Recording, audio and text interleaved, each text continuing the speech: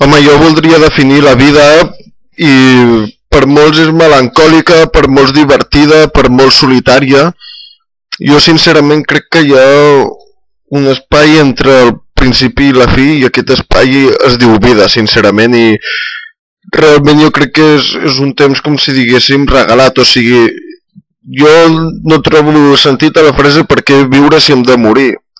És com dir-te per què et compres un cotxe si d'aquí 10 anys l'hauràs de tirar, però durant aquests 10 anys l'hauràs disfrutat, no?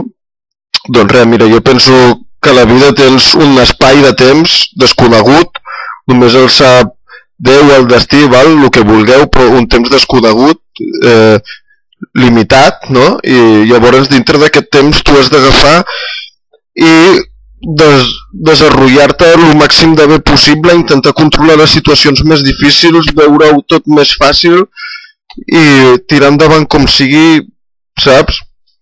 Estic més que res definint la vida, no, sinó com si diguéssim donant una sortida a les coses negatives mirant-les positivament. Però tornem enrere i definim el que és la vida. Doncs, segons la meva opinió, la vida és un espai de temps que ens han donat, saps? I dintre d'aquest espai de temps el podem aprofitar d'una manera o d'una altra. Repinsell.